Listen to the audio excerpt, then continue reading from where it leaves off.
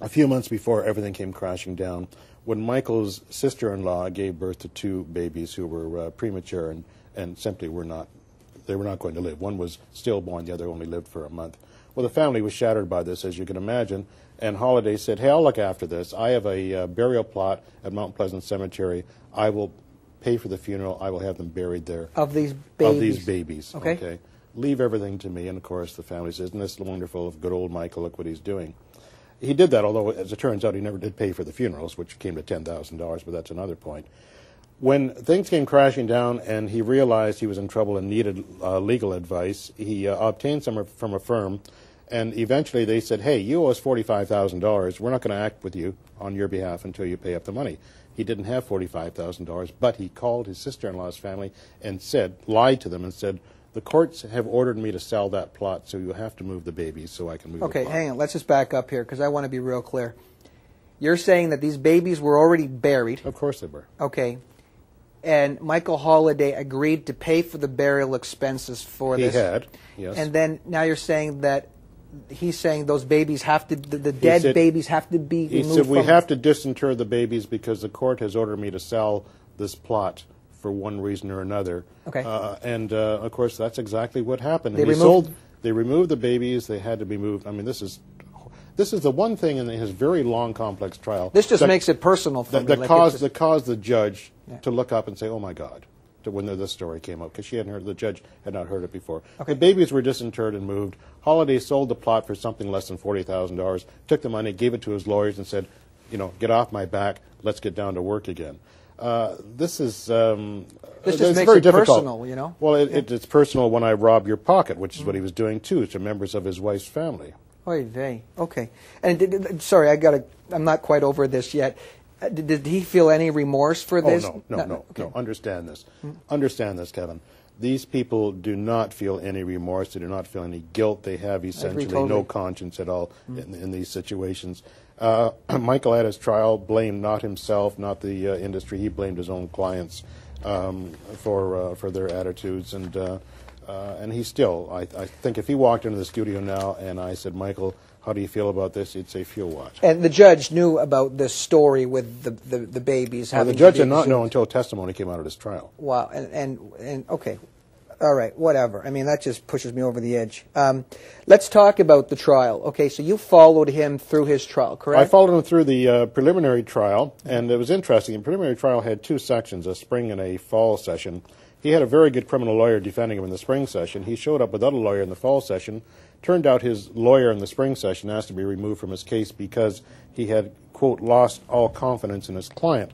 Now, if you speak to a lawyer about that and say, what's it mean when a lawyer says he wants off the case because he's lost confidence in his client, the response will be he's tired of being lied to, and that's exactly what happened. Okay. So, as a matter of fact, Holoday had gone through 3 or 4 different law firms by this point, had no money, had no credibility within the legal area, so he wound up defending himself. First, so for sure he had no money. The money's gone, right? We're convinced of that? The money is gone as far as we know. So a great many of his former clients really believe that he transferred it offshore. He claimed that he was burying it in the ground in some metal pills somewhere. No one has seen him dug it up. No one knows what happened. But the point is, he was forced to defend himself in the preliminary trial. It was handed over to a full criminal trial, and he defended himself there as well in a rather incompetent and audacious manner. Okay, can I ask you what the charges were? So all of this, we have close to $20 million in losses here. What's the charge? The charges were 16 counts of fraud over $5,000. 16 fraud, okay. Yeah, and that was essentially it, and he was found guilty on all 16 counts. All right, so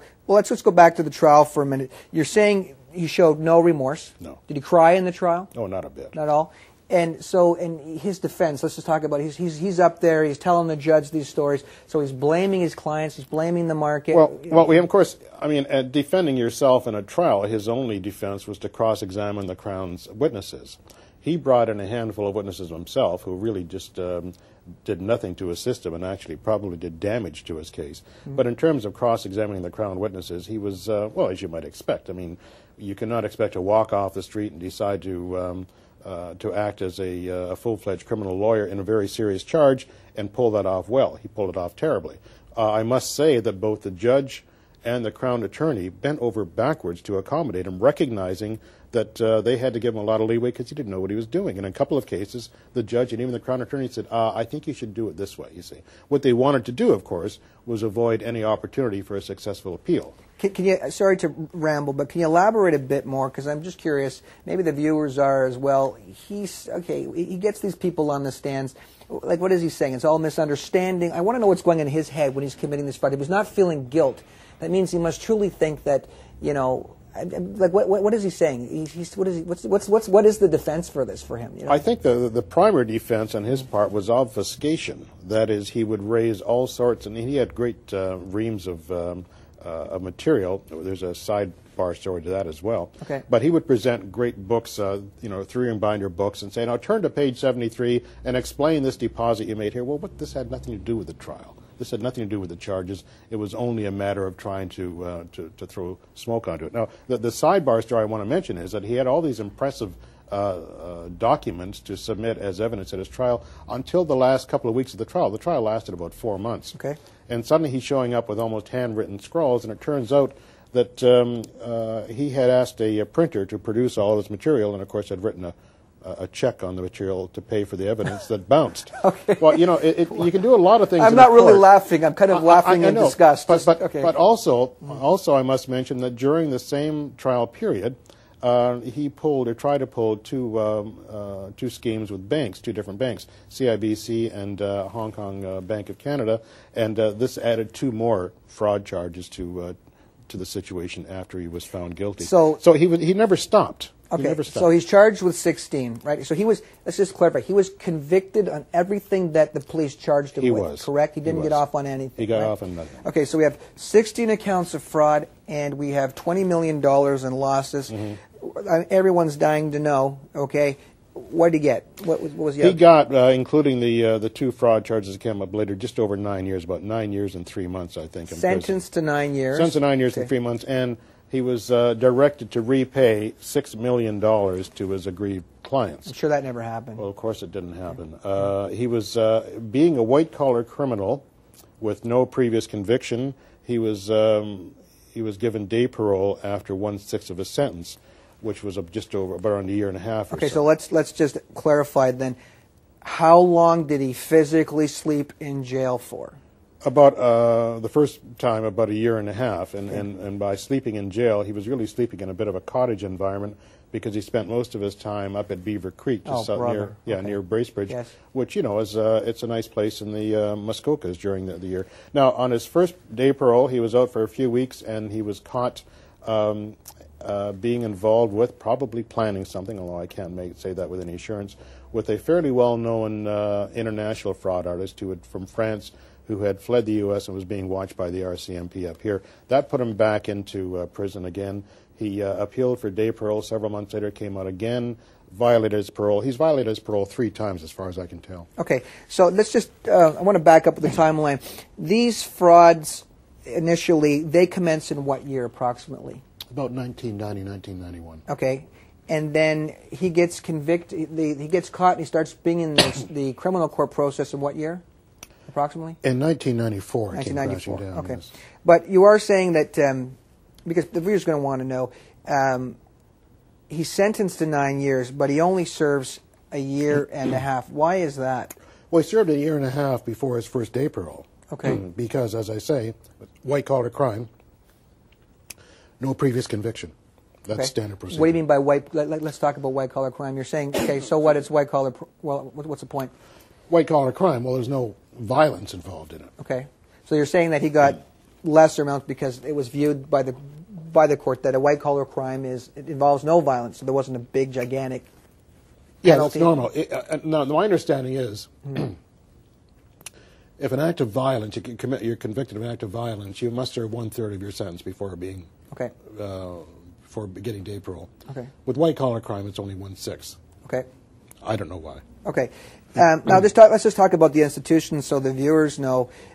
First of all, is this a provincial institution or is this a federal institution? I believe it's federal. Okay, so he did serve federal. He went to. He certainly went to Kingston. Right. Kingston Penitentiary. Okay. Yes. All right.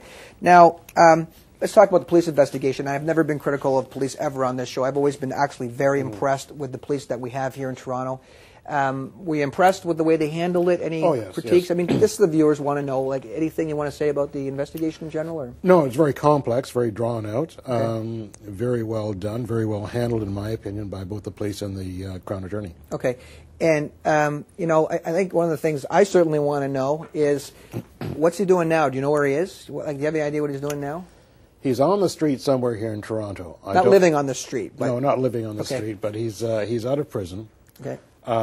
He was employed, I understood, by a headhunting firm, but I believe that fell apart. Okay. I have no idea what he's doing. His wife divorced him. His wife divorced him? And is remarried. Did he have children? He had 3 children. Oh, wow. Do you know who has custody of the children? Or? I have no idea of the details of that at all, I'm afraid. Do you think, I mean, this may be an appropriate question, but do you think a guy like this, now that he's made all of this money, you know, there's an old saying when it comes to financial crime, or when you have a lot of money and you lose it, they say it's worse than ever having it at all. They say that you can never go back. You know, when you've lived that high life and then you go down to not having it, they say, you know, you need counseling. You need, the lifestyle changes is so dramatic. I mean, do you think a guy like this, you know, could go straight and work a normal job? I mean, certainly he's never going to at least be able to be licensed as a broker again or as an investment advisor again. What's your opinion on the future of Michael Holoday, or people even like this guy in general, you know, who do this? Like, what's your opinion? Well, you're as familiar as I am with many of the fraud types. But I want you to say it. All right. Well, of course, I want a second opinion because people always think I ramble too much. Of course. It's very unlikely. Okay. It's very unlikely. So your opinion is that someone like this probably is going to end up re-offending, so to speak? Is that Well, I discussed this to some length with the investigating police, and they suggested, and this is tongue-in-cheek, of course, that it's almost genetic, that there's a makeup of these people that prevents them one way or another from doing the kinds of things that your viewers and most middle-class Canadians will do, which is value the trust that other people have them in, value the sense of propriety, and simply try to keep their butts out of jail. Okay, now where can we get this book, Free Rider? Is it still on the market? It's still on the market. It's available on Amazon.ca. It's available at Chapters Indigo. It's also available in the U.S. Now, do you like feedback from people on your books? I would love people to. I have a website. It's Writer with a Y, WRYTER.ca. Writerwithany.ca. You have a site on there? A site on there. They can contact me through the site and drop me a note. They can read about the book and actually access the first 6 or 7 pages. Now let's talk about your most current venture. We're almost out of time, so we're going to try and get to it a bit. I know this is on secret societies, and you know, I saw a press release or something where this book is all over the world right now. Like, what is the story here? So, it's done extremely well. We just signed an option deal for a 12-part television series based on that book. Wow. Even before it was published, we had made several foreign sales. It's in Russia, Poland, Spain, Portugal, the U.S., Estonia, Japan, Korea. Okay. We're just waiting for final deals in Germany and in the U.K. Now, this is the viewers want to read about secret societies. We're out of time. Best place, Amazon. Again, Amazon.ca. They can access it there, and of course, Indigo Chapters have gobs of them. Wow. Okay. All right, ladies and gentlemen, that's my guest, John Lawrence Reynolds. My name's Kevin Bousquet, and you've been watching Undercover, and we'll see you next time. John, thank you so much for being with us. It's been very enlightening. Thank you.